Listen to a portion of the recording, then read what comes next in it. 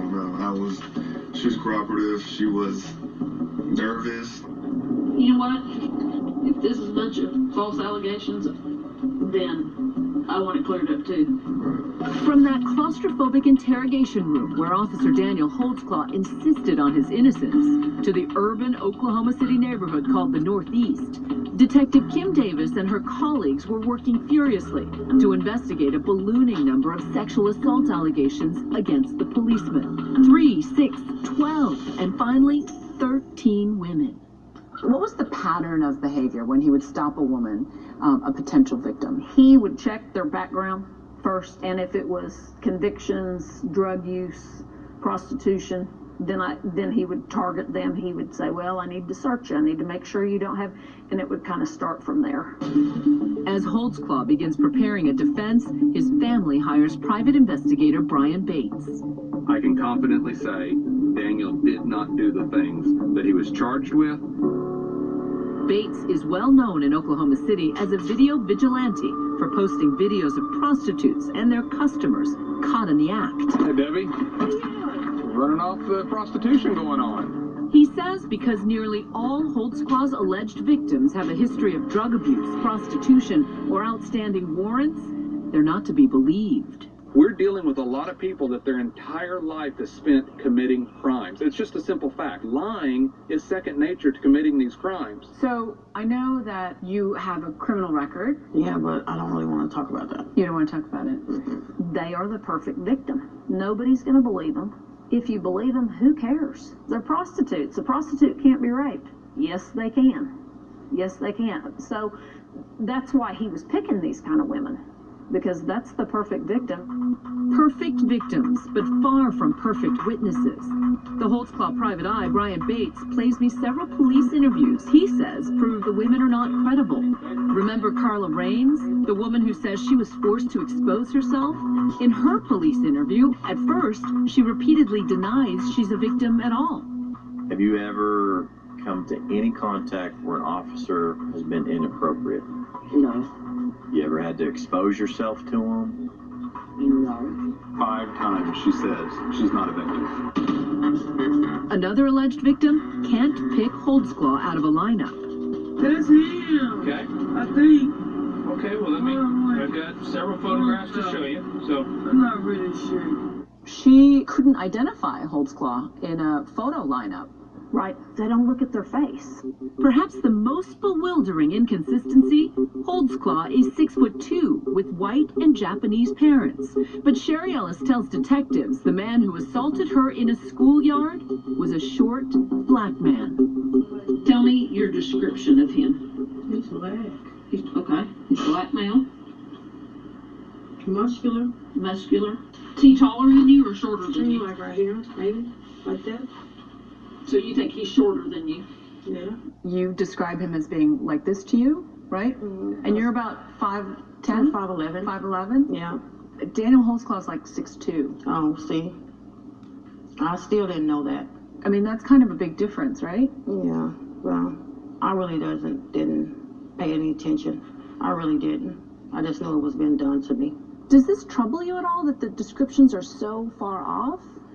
No. Can you imagine going through that trauma and then trying to remember how tall he was, how much he weighed, what did he look like when you're being sexually assaulted? You know, that's the last thing on your mind. Among their many other problems, most of the 13 accusers never reported the sexual assaults. Why do you think all the other women stayed silent? Because of their lifestyle and their relationship with the police department. But one woman did not stay silent. Remember Janie Liggins, daycare worker and grandmother? She went to police right away, within hours. How did she describe the attacker? She said that he was big, muscle bodybuilder big. She thought he had blonde hair. Once he started doing the things he was doing, she was afraid to look at his face, and she was afraid to look at his name tag because she thought if he saw her doing that he would kill her.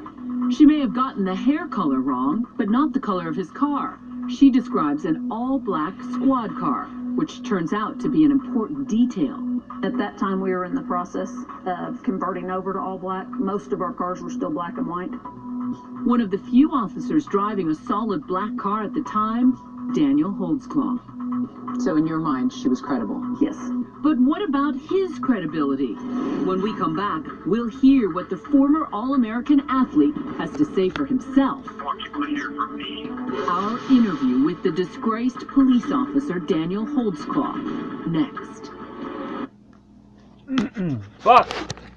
I never got my side of the fucking story written down when I was fucking accused. Just like when I went to Friday Fest.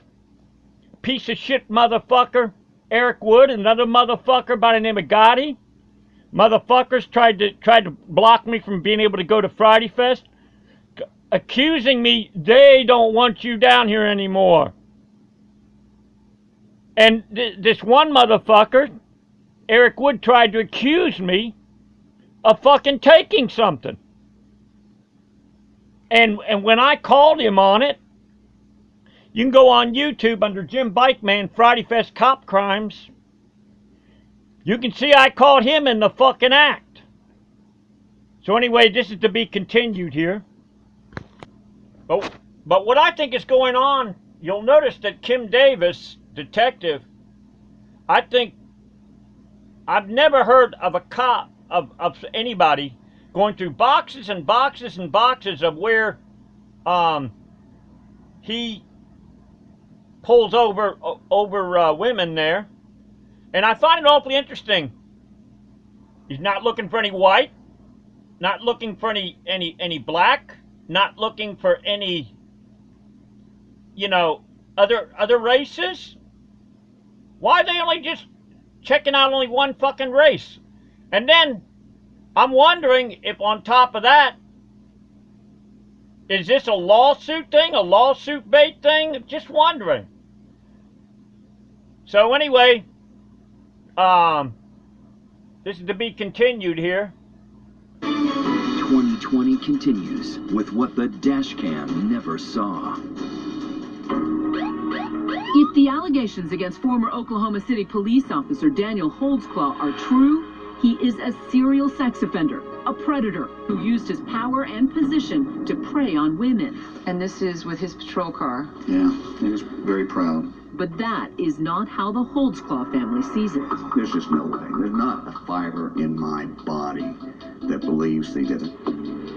In his boyhood home in Enid, Oklahoma, he's still the hero with his own personal Hall of Fame in a corner of the living room. His biggest fans, his parents, and sister Jenny. He's such a loving brother. He has such a big heart. To them, he is forever the pistol-packing birthday boy, the perfect prom date, anything but the prime suspect in a series of notorious crimes that revolted the country. Officer Holdsclaw, do you have anything to say? What's it like watching your son be portrayed as a monster, a serial rapist, a predator? It's very hard. He's just like you and me. He's just a man. And he's not the villain that they portrayed him as. To fund their son's defense, the Holdsclaws say they have emptied bank accounts and asked for donations. Eric Holdsclaw has indefinitely delayed plans to retire. Hello? Please take calls from an inmate at a correctional facility. On a scratchy phone line from behind bars, it's the accused calling, Daniel Holdsclaw. Officer Daniel Holdsclaw sexually abusing several women while he was on duty. The object of so much public scrutiny and scorn, about to speak publicly for the first time. Daniel Holdsclaw had told 2020 he wanted to talk on camera, but authorities will not allow it. They say for his own safety. A former cop behind bars is a target. What made you want to talk to us? I want people to hear from me. How do I respond to these questions? So I can see the truth. I have nothing to hide. You say you're not guilty. You're telling me you never raped any of those women. Absolutely. Have you ever sexually assaulted any woman? I've never sexually assaulted anyone. Holdsclaw says not only did he not commit these crimes, there were no crimes. He insists the women, all 13 of them, are lying. He claims none of them were sexually assaulted by anyone.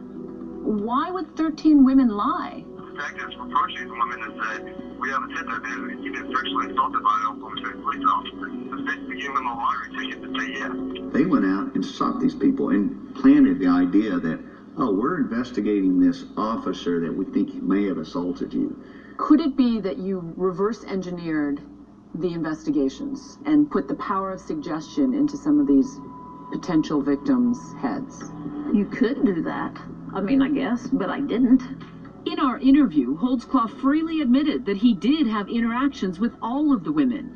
But he wasn't committing crimes, he says. He was trying to solve them, develop sources, locate drug houses, and help some of the women straighten up. Why were you putting these women in the back of your car? Because investigators say that's not only bad police work, but it's dangerous. That's good police work. You run warrant searches, you can talk to them, you find intel based on what their stories are, to see if they match up. Police also point out that Holtzclaw violated protocol after one of those traffic stops. After Holtzclaw allegedly assaulted Shardarian Hill, he actually friended her on Facebook. These are some of his messages. Making sure you're doing okay and staying out of trouble, reads one message. And on at least 5 occasions, he asks her to call him. We don't Facebook friend people we put in jail. That's just stupid. And when his girlfriend found out about it later, even she wondered about that. Did you think it was weird that he Facebook friended one of the women? Yeah, I didn't understand that at first when I asked him, why would you do that? And he said he was just trying to help her, and I was just trying to be a good guy and make sure she was okay. But it's not just that you Facebook friended her. You went to her house in your personal car. Why would you do that? Basically, just check up on her, make sure she's okay. I shouldn't have not done that. I was wrong, but I did not do anything to her. I did not come on to her. That is not what Shardarian says. And when he got there, he was trying to get me to have sex with him. Police continue hunting for the most incriminating evidence of all, that elusive mystery victim, the DNA from Holtzclaw's uniform pants. Kim Davis and other detectives searched through records of every person Holtzclaw checked for outstanding warrants. So it was gumshoe detective work. Yeah, it was just hitting the streets, putting on our tennis shoes and going. And then the tennis shoe detective work pays off. Detective Kim Davis locates a girl who may be the most important witness of all. A 17-year-old Holtzclaw had given a ride home just hours before pulling over Janie Liggins. The teenager tells police Holtzclaw assaulted her too. He started touching me like this, and he put his hands up on my clothes and started feeling on me. Did he say anything then? He was like, well, you may have rights, and I'm gonna have to take you to jail today, so this is what you're gonna have to do. Davis then swabs the teen's mouth, collecting a DNA sample. To compare to any DNA that we've got on his clothing. They send it off to the lab, and bingo, it's a match, confirming that her skin cells were